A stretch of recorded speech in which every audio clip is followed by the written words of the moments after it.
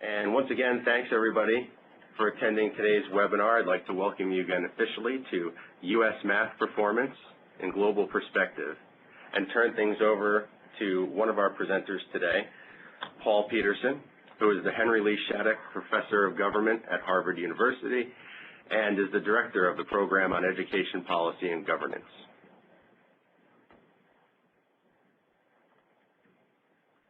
Good afternoon. Thank you, Jim, for that introduction. Also on the webinar today is a second author, Hanushek, who is at the Hoover Institution at Stanford University. Unfortunately, Ludger Woessmann is in Munich, probably in bed at this time, so he couldn't join us, but he played a very critical role in the preparation of the report as well. So this is an international team that has prepared a report on U.S. math performance in global perspective. Just to let you know, if you have not seen the report, it is available at the website, at the two websites that are listed on the slide here, and so feel free to, the easiest one to get to is educationnext.org, and you can get details as to what we're talking about there if you would like to do that. But without further ado, let me turn to the study itself. The purpose of this study is to compare the percentage of students that are performing at the advanced level in math in the United States and each state within the United States with the percentage that are performing at the level in other countries. And the topic, I think, is self-evidently important to most of you who have joined us today. Just to underline that, Barack Obama has said leadership tomorrow depends on how we educate our students today, especially in math, science, technology, and engineering. These STEM elements of the educational system and of our economy are critical for our economic growth, as the President has recognized. Now, the methodology of the study is fairly straightforward. It turns out that the United States students, representative sample in every state and in the United States as a whole, participated in the NAEP math test of 2005, and there is for the United States as a whole a representative sample of students participating in the PISA test, which is administered by the Organization for Economic Cooperation and Development, the international organization that most industrialized nations are members of. That test, the PISA test, was administered in 2006. And it also happens to be the case that the NAEP math test of 2005 was administered to 8th graders, and the PISA test was administered to 15-year-olds, many of whom are in 9th grade. So even though the tests were administered in 2 successive years, they are measuring an overlapping cohort of students as the 8th graders move on into 9th grade between 2005 and 2006. Now that means that we are looking at the class of 2009. If all of these students had continued in school, they would have graduated from high school in the United States in 2009, and presumably comparable developments were happening in other countries as well. So it's therefore possible to equate the two tests by looking at the PISA score that was earned by U.S. students that's equivalent to the score that was needed to be identified as advanced on the NAEP. So we discovered that 6% of U.S. students were identified as advanced by the governing board that administers the NAEP and has set the standard of what is advanced in the United States. And we found out that 6% of the students in the United States scored at least at the level of 617.1 points on the PISA, 617.1, which is a fairly high score. 100 points is a standard deviation, so the mean on the PISA is 500. 100 above that is the standard deviation, so this is more than the standard deviation, higher than the mean. So that's a fairly high score of performance, and that's it's understandable that only a small percentage of the students would attain that level. In the United States, it's 6%, which sounds pretty low, but just how low it is cannot really be ascertained unless you sort of compare it to how well students are doing in other countries.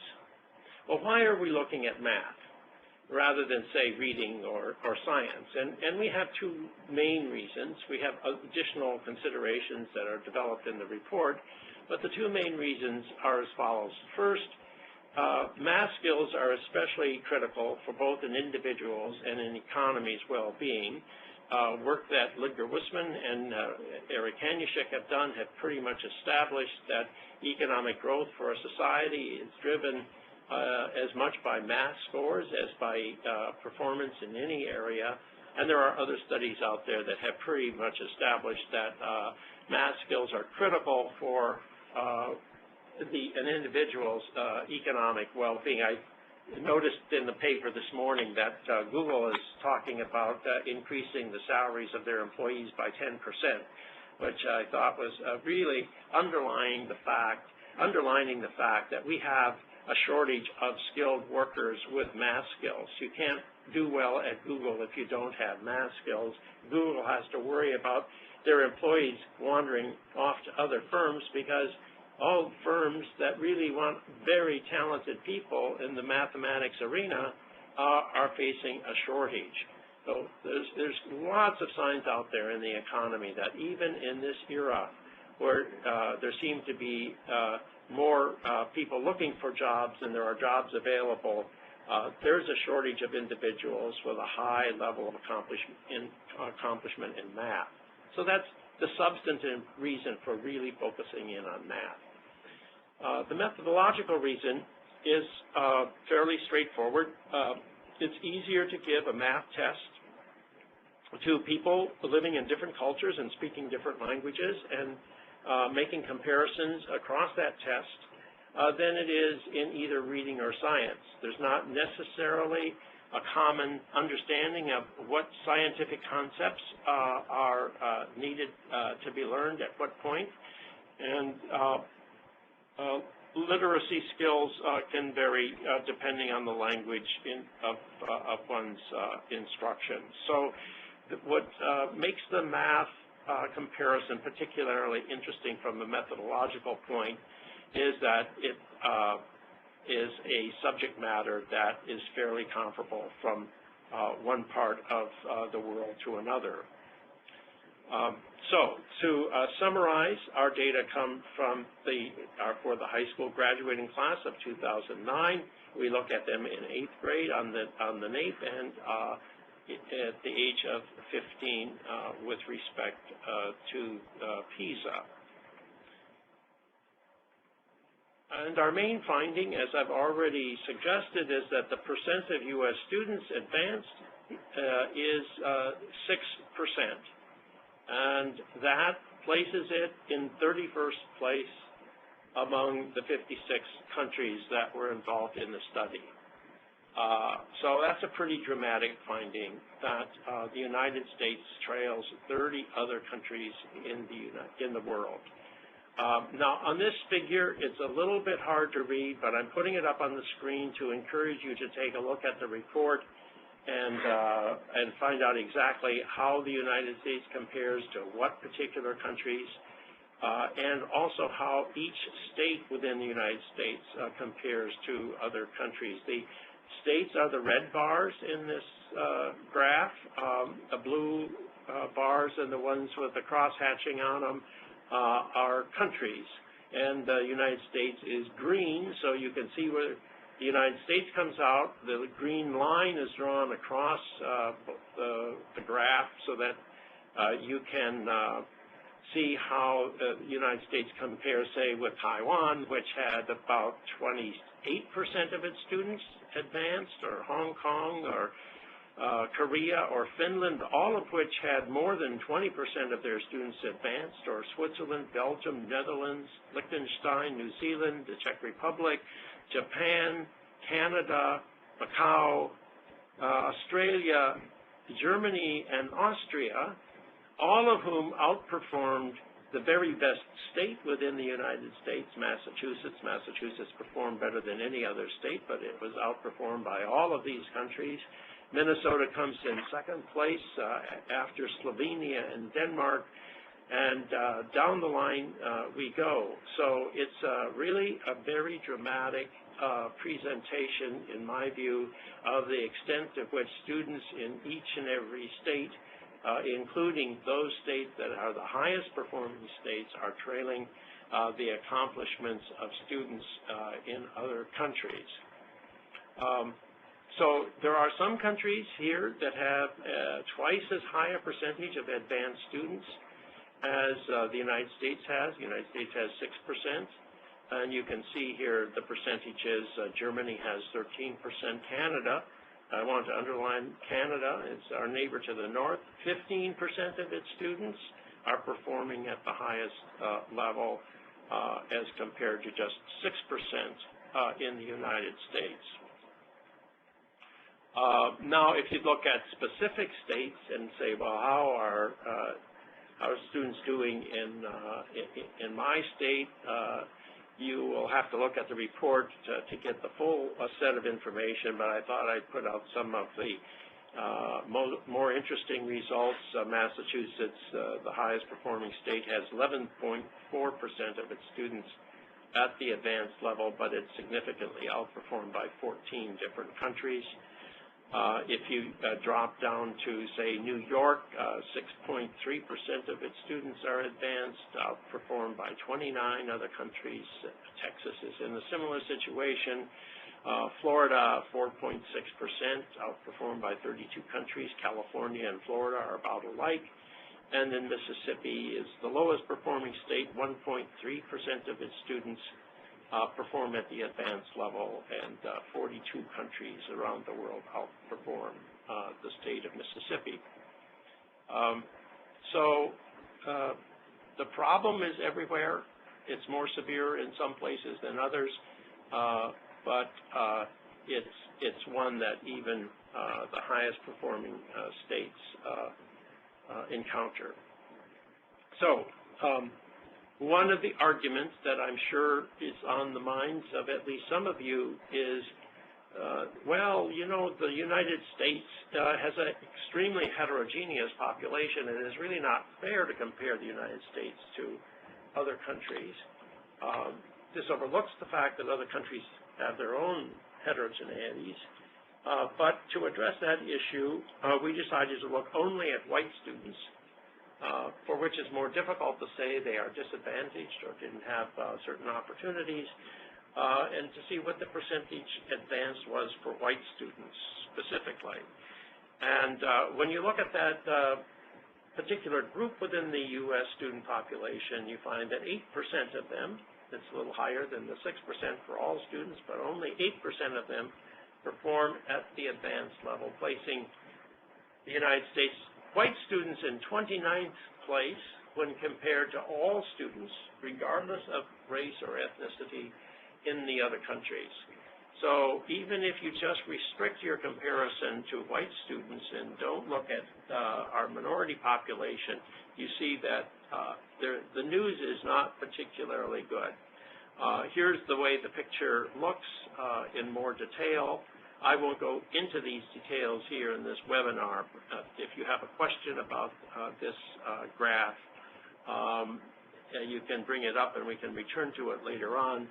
And also, if you want to take a look at the report in order to get the details on how the white population is doing in every state. Then we also, to further investigate this question of whether it is simply those who are disadvantaged are performing low, we looked only at the students who came from families where at least one parent had a college degree.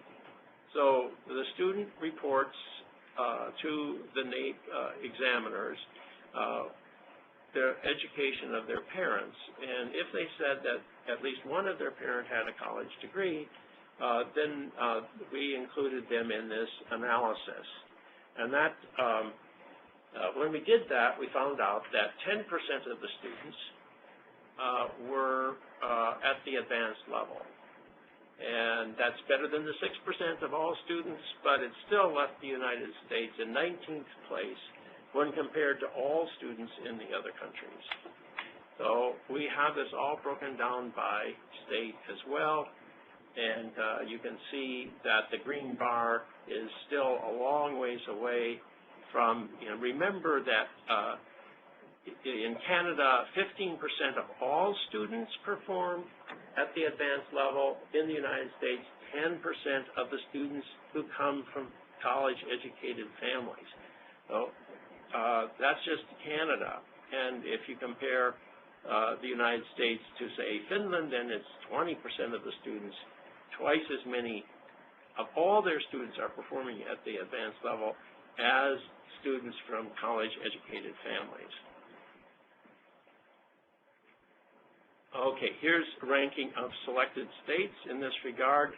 Massachusetts for this group of the population. If you are from a college-educated family and you're educated in Massachusetts, you're starting to get up to world-class levels. 17% of those students are advanced, and there are only 4 countries significantly outperform the students in the state of Massachusetts who come from such families.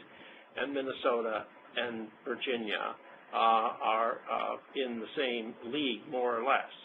But if you drop down to California, for example, 9.5% of the students are advanced of all the students who come from college-educated families, which really is an amazing statistic. If you think this is the Silicon Valley state, you're only looking now at those students who come from families whose parents have a college education, or at least one of them did, and yet there are 17 countries around the world that outperform the students in the state of California.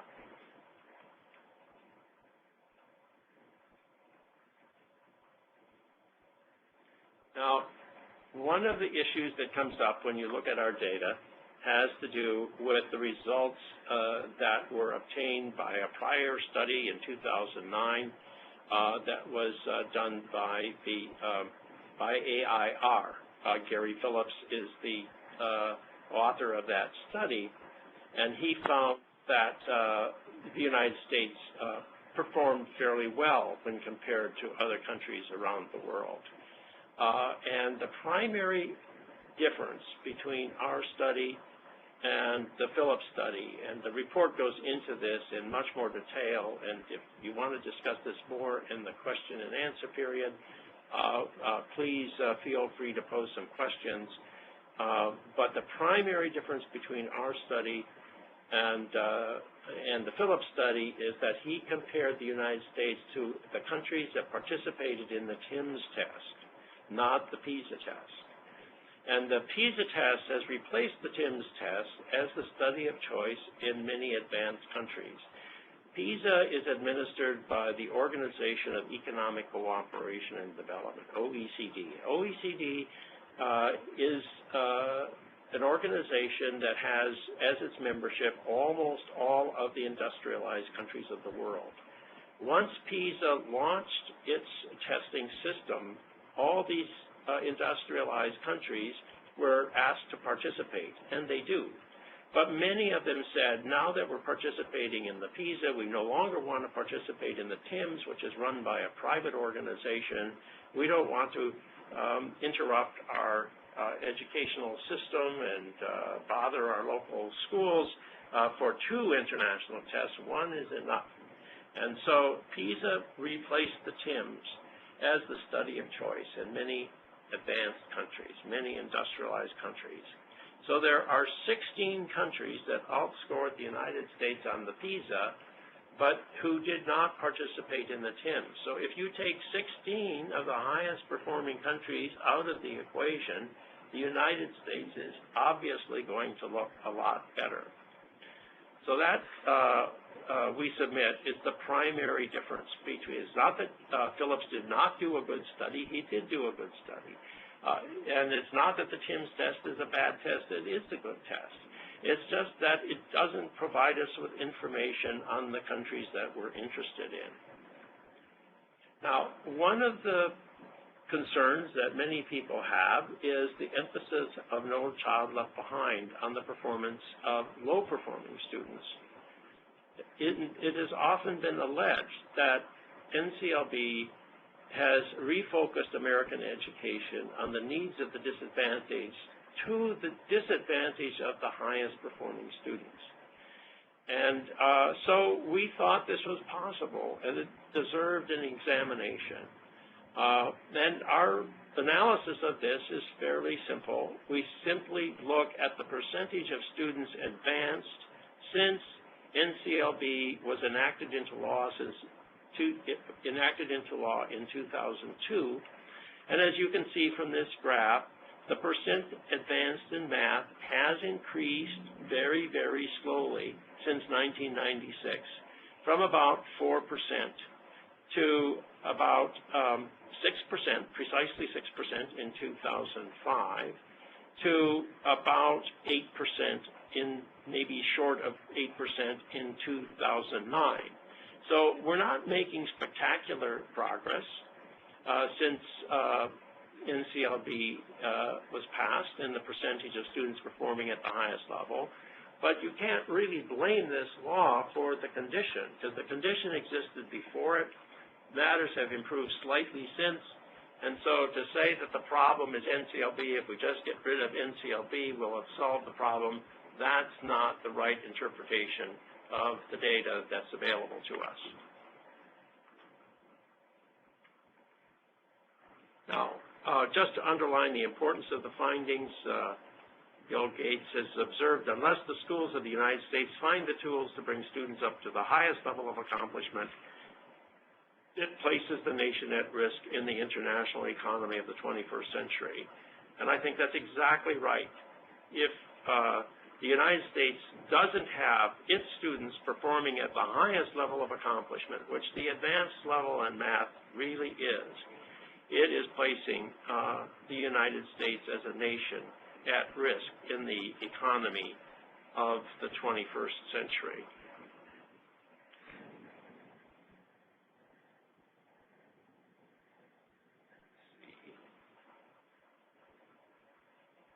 I'm having trouble here getting to the next slide.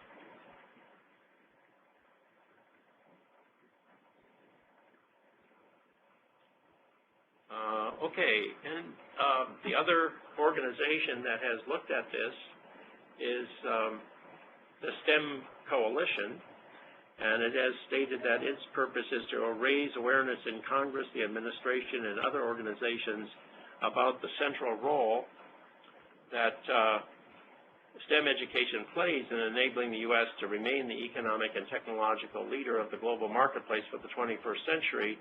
And so it is the recommendation of the authors of this report that the work of the STEM Education Coalition needs to be advanced rather aggressively. Now, we do not, in this report, say exactly what we think needs to be done. We simply highlight the problem.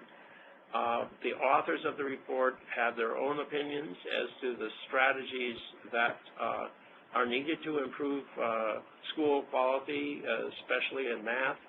And I think Eric Hanushek, and myself are willing to give our own thoughts on that, but we thought for the purposes of the report, we wouldn't get into solutions because we wanted to, first of all, draw attention to the seriousness of the problem.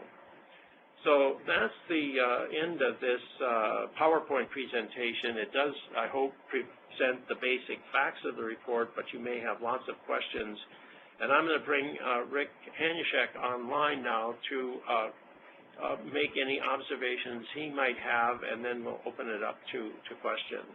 Rick? Thanks, Paul. That was a good presentation of the report. I just wanted to underscore one issue that comes from sitting out in Silicon Valley.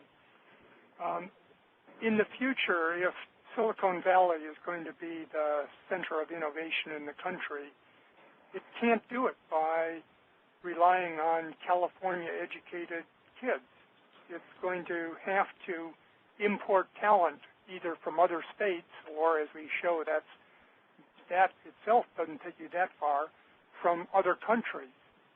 And our ability to import skilled labor from abroad depends upon both our immigration policies and on the willingness of these people to continue to come to the U.S. and work in the U.S. Both of those are questionable items. There's been a lot of pressure to stop immigration into California of skilled workers, and other countries are attracting their own students back after they come here for graduate school. They go back.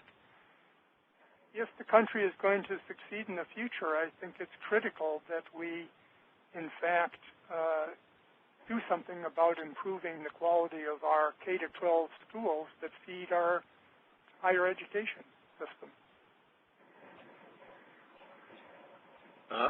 Well, if anybody has any questions, the way to submit your questions is I'm going to turn this over to our moderator, and he can remind those who came on initially or those who have come on since the original instructions were provided just exactly how to submit questions.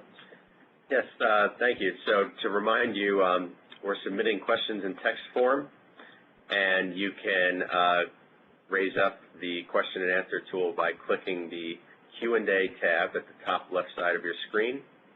And in the window that drops down, you'll have a field where you can type in your question and then just click the Ask button, and then that question will be submitted, and both Paul and Rick will be able to see it. So please feel free to begin submitting those. While we're waiting for questions to come in, let me ask my question of you, Rick. I know that Gary Phillips has some concerns about the PISA test. Do you believe that the PISA test is as good a test as the TIMSS test for the purposes of estimating how well educated our students are in mathematics? Let me quickly summarize this as we're starting to get some other questions from the audience. There's been a lot of question about whether TIMSS is a better test in some ways than PISA. PISA emphasizes a lot of sort of everyday knowledge and applications of knowledge, where TIMSS is much more closely related to our math curriculum in the U.S. and other countries. If I were designing a curriculum for math and had a test of the curriculum, TIMSS is probably a better test than PISA. On the other hand, what we've seen is at the country level, TIMSS and PISA are very highly correlated. If you look at related tests in math or science, the correlations are, in general, above 0.9 at the country level, where you have tests from both PISA and TIMSS. So it might be a better test in some sense, but it gives both give the same kind of information about how well the students are doing. Well, there is a nice question here from NECPEN, which says, what policy steps can we encourage or look into, perhaps from global partners, that might help us improve conditions highlighted in this summary? Well, you may have your thoughts on this, Rick, so why don't I let you make your observations first as to what you would do in terms of policy steps, and then maybe I'll give some of my thoughts on that as well. Well, I have this very specific view that comes from analysis of U.S. schools, and that is that essentially the only thing that matters, or the thing that matters the most in schools, is the quality of the teachers and the effectiveness of teachers. The real issue is what policies you might have to encourage upgrading the quality of our teachers. And there, I think that we're starting down the line of several things that are important, but we're not very far along. One is that you have to reward and pay teachers who are effective better and try to keep the ones that are good and not encourage those that are bad. So performance pay. This is helped out by a good accountability system. In fact, one such as in California, where we now have published on the web, thanks to the LA Times, measures of the value added of individual teachers, 6,000 teachers by name. I think this is useful. And then thirdly, the issue of how do parents get involved, and that's by providing more choice. We've done a lot of that with now over 5,000 charter schools, but that's still a small number compared to the 90,000 public schools that we have. So encouraging choice, encouraging rewards for effective teachers, and maintaining and improving our accountability systems would be the things that I would emphasize. Well, I agree with what you have to say, Rick. The only point that I would add is that improving the quality of our math teachers is going to be a very long process. And I'm wondering if it wouldn't be worth considering a shortcut, which would be to bring our greatest, best, most fantastic math instructors together with talented entities that could create very informative, well-presented instruction of advanced level courses and less advanced level courses so that each student could learn online at a pace that's appropriate to their ability level. And then you could use your classroom teachers as coaches and in support roles, but you would nonetheless have a very excellent instruction put into place and made available to schools throughout the country, and you could get the quality of your math instruction dramatically improved without doing it on changing the instructors in each and every school across the country. Well, I certainly support that, and just note in passing a matter that you have pointed out in your work, and also our colleagues Terry Moe and John Chubb have pointed out, having more technology in the school dispersed around different offerings gives more choice to parents, and it has the side effect of reducing the stranglehold of the teachers' unions on what goes on in the schools, because it tends to break down the power of the unions by offering alternatives. Well, we have another nice question here that's more technical, from Chris. He says that, well, a sampling of all students in the United States take the NAEP test, the National Assessment of Education Progress, but do all the students in the other countries take the PISA test, or is the test limited only to students on track for a post-secondary education? And I wish Ludger Woessmann were with us today, because he is the authority on the PISA. I think of all the people who are not directly involved in the administration of the PISA, he knows more about it than any other one person. But Ludger assures me that we have representative samples of students in all of these countries, or at least all of the developed countries. I think, and you're talking about some of the developing nations, there may be questions about the representativeness of the samples. But for the advanced level countries, the ones that are of primary interest here, we have as high a quality sampling as in the United States. Could I just add on to that, Paul, because Ludger and I have actually done some analysis of not only whether kids are excluded because they aren't in school, but also whether individual schools are excluded by the countries or individual students because of special education or other requirements. The U.S. has actually more exclusions in some of these categories than our OECD comparison group. It turns out that the U.S. is below average in terms of secondary school completion within the OECD, so that more kids in the U.S. essentially drop out of school early than in the average OECD country. When you look at these exclusions of a variety of forms do have some impact on the average scores, but not as much as some people would suggest. And it doesn't actually affect the analysis if you look at things like the impact of scores on economic growth. Well, Rick, there's a nice question here from Ben, and I don't know the answer to this, but you might have a thought. To what extent is the measured performance on the NAEP math test correlated to state income or affluence? Or were there any states that did particularly well that you wouldn't have expected given their demography? Well, the first point, and I should have made that comment to the first question also, we were talking about what affects these scores, and I emphasized the school matters. But we know that parents are terribly important in terms of the education of kids. You'd see that in the NAEP average at the country level. You see it at the individual student level, that higher income parents, frankly, produce higher performance.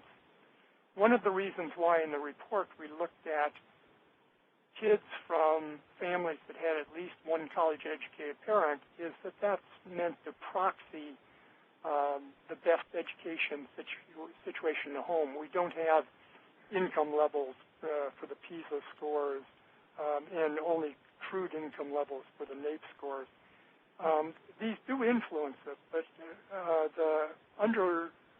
I want to underline what the report finds. For our most advantaged, best families, we don't compete very well with other countries. In terms of outliers of states that do better or not, that's really been a little bit difficult to do because it's hard to control completely for families and try to get down to just the school factors. We know, for example, that Massachusetts has improved a lot over time, and they're at the top now, and we can look at some of the things they've done, but I think we have to look more at more fundamental things than just the programs that Massachusetts has put into place. If I were to pick any one country out of the any one state out of the top 11 as a surprise, it would be South Carolina. So the top 10 states are Massachusetts, Minnesota, Vermont, New Jersey, Washington, Virginia, Connecticut, Oregon, North Carolina, Maryland, and then comes South Carolina, which I would say is a little puts South Carolina in a league that you wouldn't have expected it, perhaps. And if you wanted to pick out a low-performing state, I'd go to California. California, with all of its wealth, you just wonder why it's ranked as low as it is. And you can't just say, well, it has a large minority population because it's still ranked 21st among the states, even when you look only at the white students in the state of California.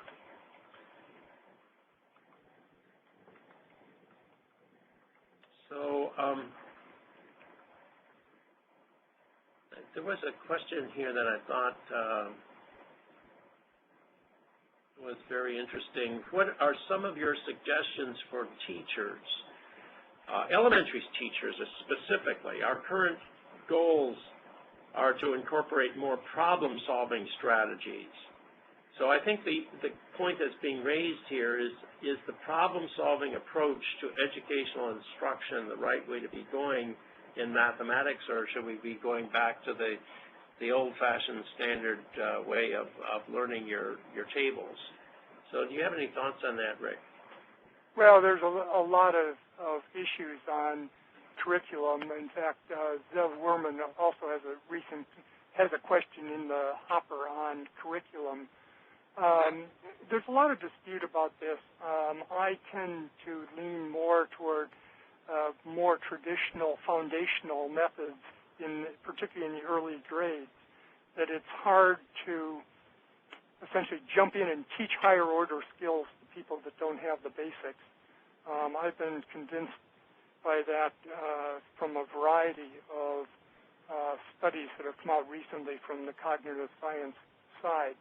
But this is getting into some pretty contentious areas, and it's far away from our study, so I think that perhaps we should back off from those rather than waving red flags at those who have different opinions.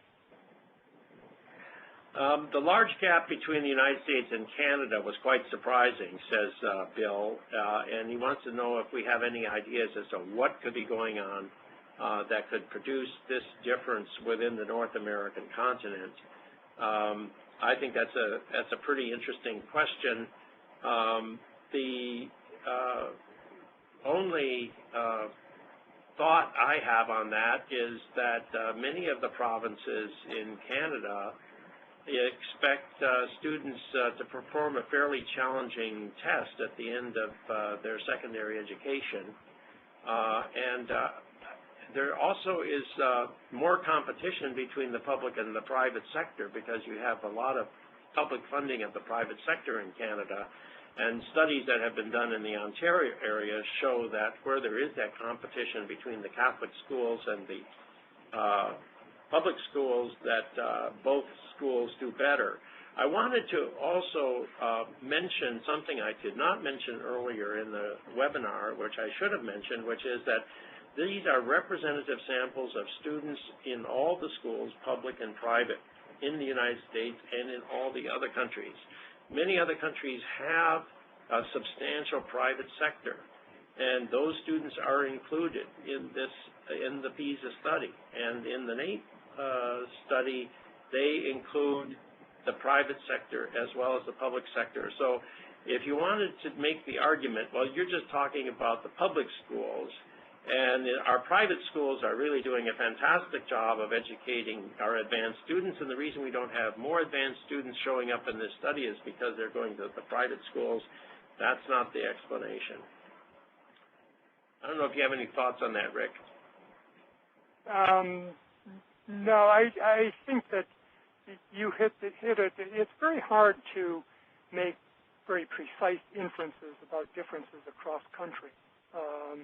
And, we know that Canada, for example, has a heavily unionized teaching sector, as do most other countries. So it's not just simple unionism, but it's the way the unions operate and whether they pay attention to cooperating to improve student performance that I would emphasize.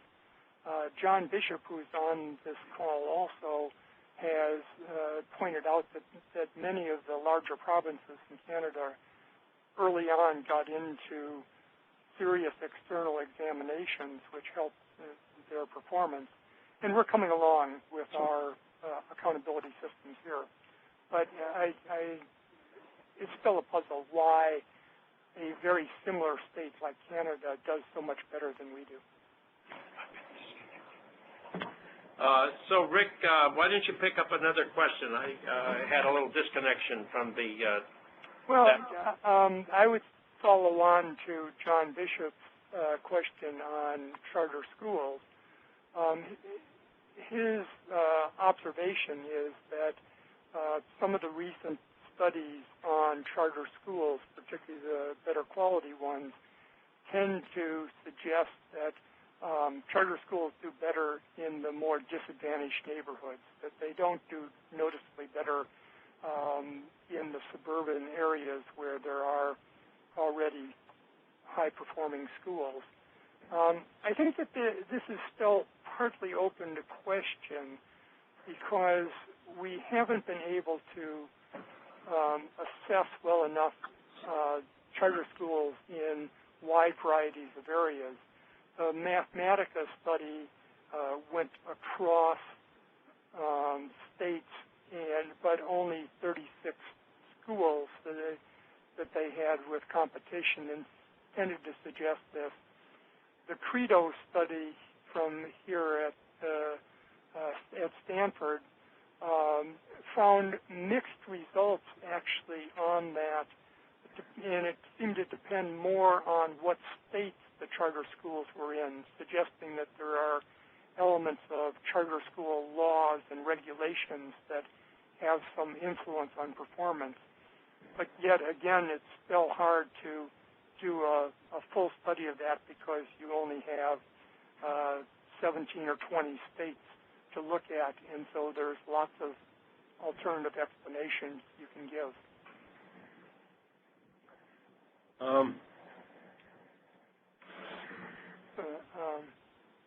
You want to pick up another question as well? Yep. Let me just look at this. Here's the question on, is there any way to separate the data for public and private schools in the United States and in other countries? There is. We haven't done that for this report. I have looked at the NAEP data elsewhere, looking at the differences between public and private schools, but it's not a very good data set for that purpose because you don't know much about the students before they took the test. To do that kind of work, you really need to be tracking students over a longer period of time to see what difference it makes if you're in one sector or another. There has been some work on the PISA test that shows that where you have a large private sector, you tend to get higher performance in both the public schools and the private schools. So the competition between them seems to be facilitates higher levels of math performance. I would just underscore that latter point. Our colleague Ludger Woessmann, who couldn't be on this phone call, has done several studies that have looked at how the overall proportion of children going to non-public schools affects performance, and they systematically find that holding other things constant, having a large competitive sector helps. Now, Laura has asked the question here, as we move toward national standards for math, how will the NAEP be able to accurately assess these standards and by association college readiness, and how will the national standards help us assess math more accurately in the United States? Well, I guess my reaction to that is we already have the tools for assessing math performance fairly accurately. I think the NAEP does a pretty good job of that. I think the issue is not our assessment tools as much as it is lifting the quality of instruction to bring students up to the highest standards. So what we have tended to do when setting expectations for students, when states set standards for high school graduation, what kind of a test you have to pass, it tends to be set at a pretty low level. That's not much of a challenge for our high-performing students. Other countries around the world allow for students to score on these tests at various levels, and it very much how well you score determines what kind of a university or college you're going to be able to attend. And so there's a lot of incentives built into the systems there for students to really focus in and learn the material. I think we could learn from that. But now the question is whether or not national standards or the Common Core Standards idea is a tool that could bring us up to a higher level of performance. And you might have a thought on that, Greg. I just wanted to break in a little bit. There are actually three different things going on at the same time. One is we've been talking about standards in the sense of what kids should know in each subject in each grade as they go through school. And that's what the Common Core standards have been all about. What should we know? Secondly, there are assessments that are designed to measure whether people accomplish these standards and learn. And then thirdly, in our accountability system, there are cutoff scores that sort of define who is proficient or at different levels of performance. The national standard movements, I think, represents two different conflicting forces, and we'll have to see how it plays out. Some states like Massachusetts and California have very high and rigorous standards for what kids should know at each grade in mathematics. And the Common Core standards may even be lower level than those that exist in Massachusetts and California.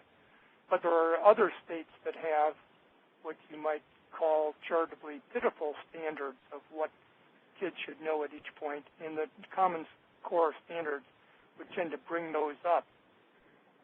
But having good standards is not the same as having good performance. California is the best example. All of the ratings place California standards at the top of the nation, and then California is in the bottom third of the nation in terms of performance on math when you measure what kids actually learn.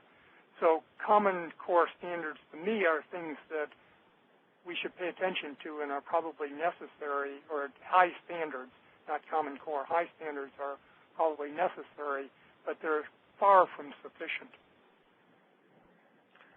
Manel says that in Spain, PISA is taken by students at 15 years of age, and yes, that's true, and that's also true in the United States. So really the effort by the Organization for Economic Cooperation and Development is to administer its test, the PISA test, to all students at the same, roughly the same age. So you should be comparing apples to apples on that. Now, that kind of information we get directly from the same test, the PISA test, but what allows us to identify what's happening in each state requires the inclusion of the NAEP test, where we look at these same students or a representative sample of this cohort of students 1 year previously when they were in 8th grade, which is when they were probably around the age of 14. Now, none of this is perfect, but the cohort, the changes from one cohort to another are very small, so whether or not you're getting the cohorts exactly right is not likely to have much effect on your findings. Just to add on to that, when PISA does its testing, it actually goes into different grades in different countries. They're aiming at 15-year-olds, but in the U.S., about 3/4 of the students are actually in the 10th grade, not the 9th grade, whereas in Germany, about half the students are in 9th grade and half are in 10th. So there's some disparity there, and makes all these tests have a little bit of measurement error. But the measurement error doesn't explain the fact that there are these dozen countries that produce twice as high a proportion of advanced math students as we do.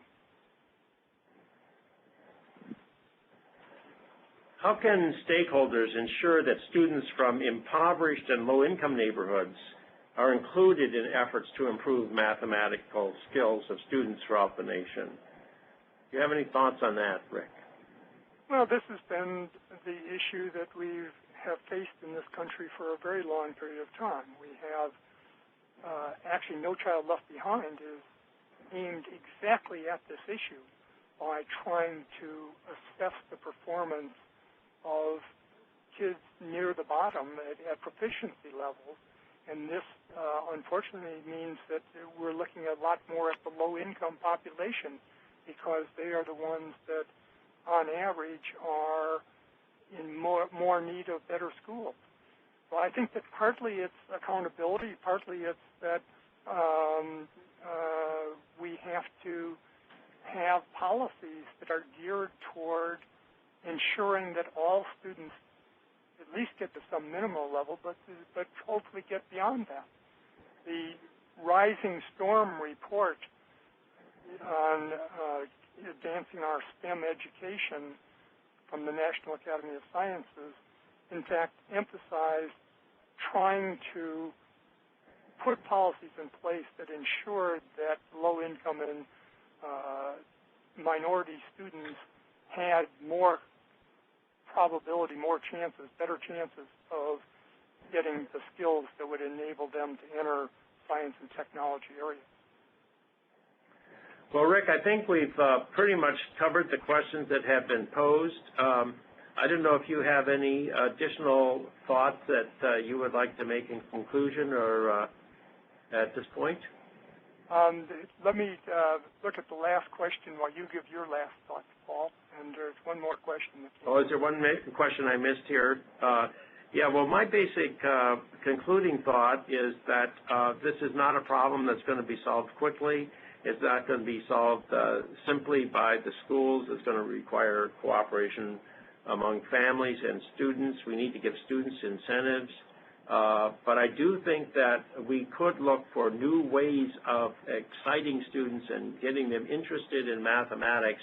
And one of the tools that's available today that's never been available previously are new kinds of online learning, which if we find ways to use them in the schools and out of the schools, we might be create the conditions whereby the United States could become effective in the international economy of the 21st century.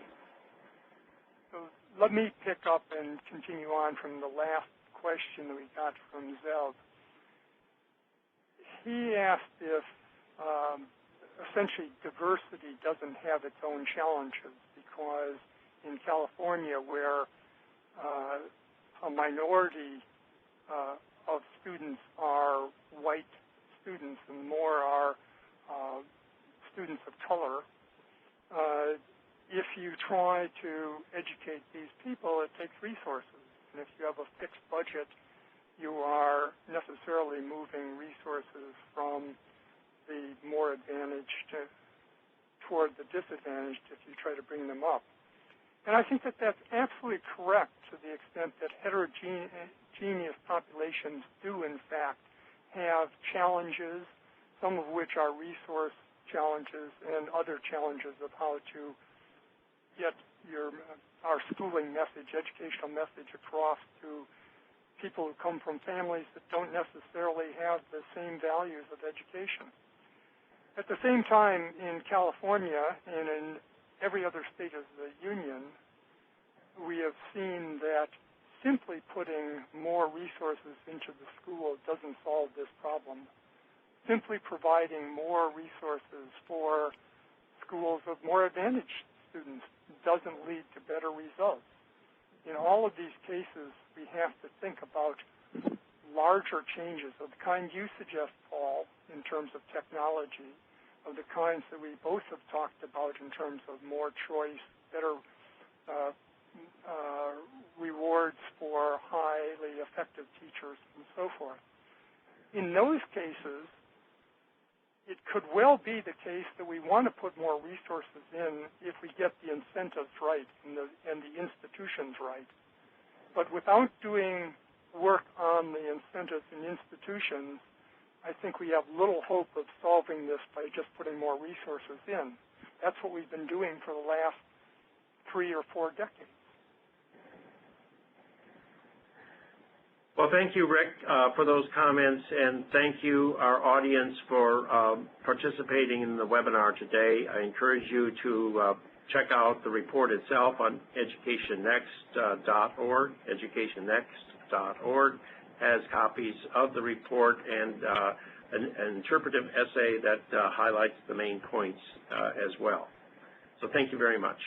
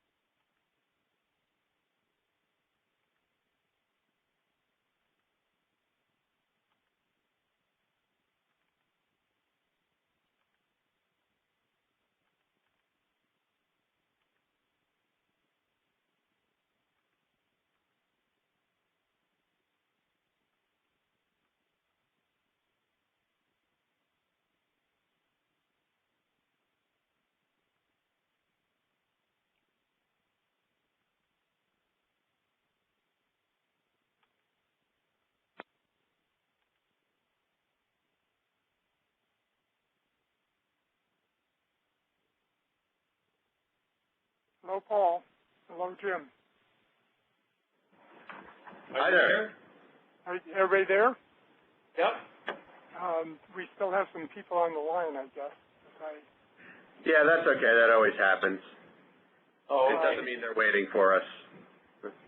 Paul, you're masterful at these things. All right. Thanks, Rick. Thank you. Be in touch if we have more to talk about. Okay.